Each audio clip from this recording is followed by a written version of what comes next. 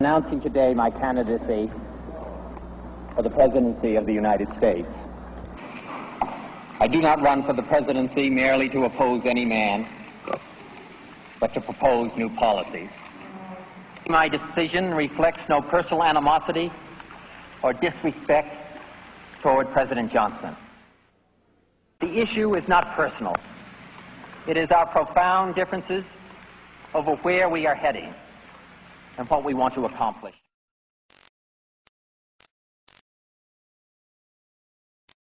Because I've been to the mountaintop. I don't mind. Like anybody, I would like to live a long life. Longevity has its place. But I'm not concerned about that now. I just want to do God's will. And He's allowed me to go up to the mountain. And I've looked over. And I've seen the promised land. I may not get there with you. But I want you to know tonight that we as a people will get to the promised land.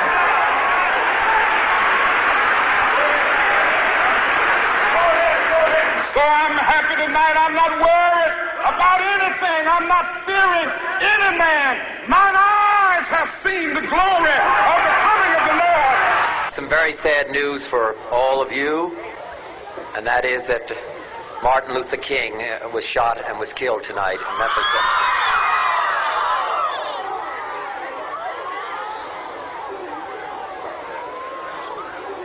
Martin Luther King dedicated his life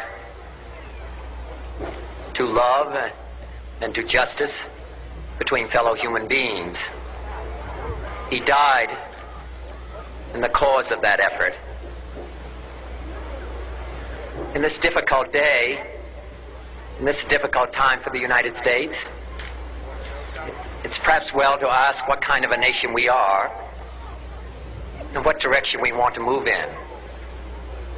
For those of you who are black, considering the evidence evidently is that there were white people who were responsible, you can be filled with bitterness and with hatred and a desire for revenge.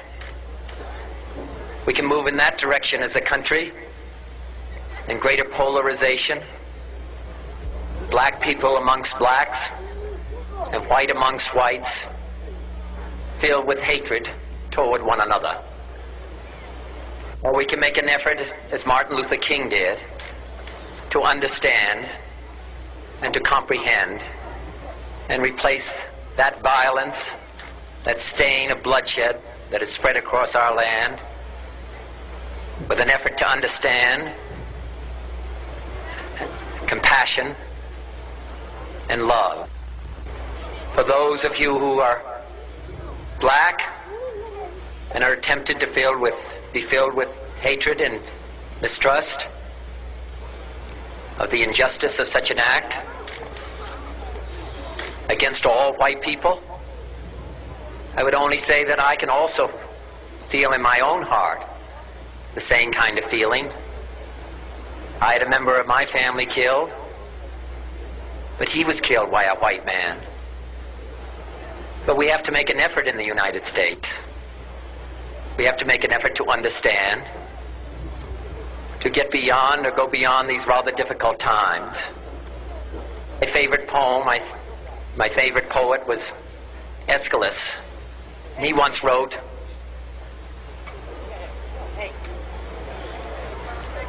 "Even in our sleep, pain which cannot forget falls drop by drop upon the heart, until in our own despair, against our will, comes wisdom through the awful grace of God." What we need in the United States is not division.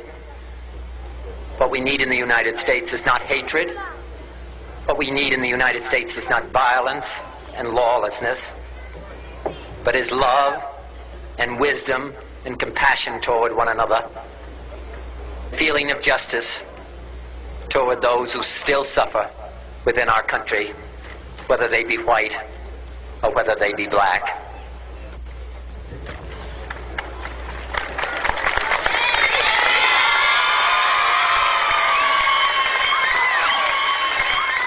We can do well in this country. We will have difficult times. We've had difficult times in the past, but we will have difficult times in the future. It is not the end of violence. It is not the end of lawlessness, and it's not the end of disorder. But the vast majority of white people and the vast majority of black people in this country want to live together, want to improve the quality of our life, and want justice for all human beings that abide in our land.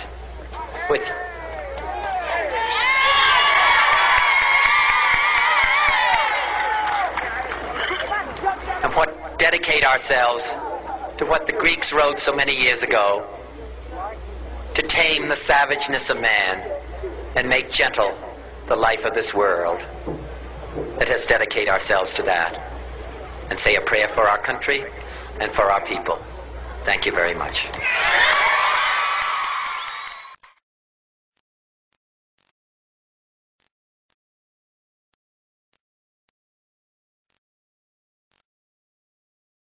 For 20 years, first the French and then the United States had been predicting victory in Vietnam.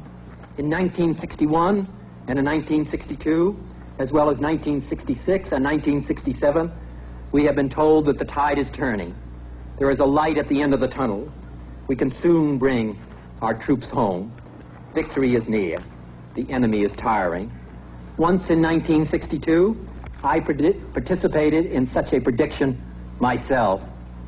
But for 20 years, we have been wrong.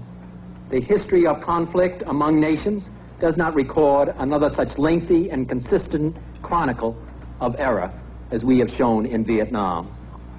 It is time to discard so proven a fallacy and face the reality that a military victory is not in sight and that it will probably never come. I run for President of the United States not because of the answers of the 1960s, or not because I was involved in government during that period of time, or pleased to be involved in government, but I run for President of the United States because I believe in the ideals of this generation of Americans, and I think we can do far better than we've done in the past. We are the way politics ought to be in America. The politics of happiness, the politics of purpose, and the politics of joy. One of my major opponents says that we should have the politics of joy and the politics of happiness. I want the politics of hope, because I think that we can do better in this country. And I don't think we can say that we're joyous or that we're happy if 590 Americans are killed in Vietnam last week and if we have rioting in our nation's capital. I think that we can do better. I don't think we can tolerate violence. I don't think we can tolerate lawlessness, and I don't think we can tolerate rioting in the United States. I was the chief law enforcement officer of this country for 3.5 years. So I know how important it is that we abide by the law, and I intend to enforce that law if I'm elected President of the United States.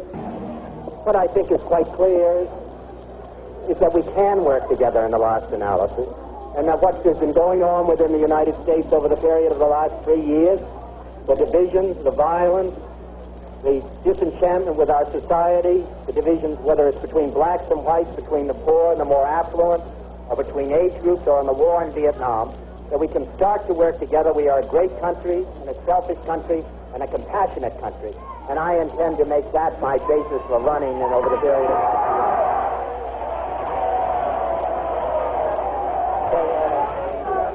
My thanks to all of you, and now it's on to Chicago, and let's win there.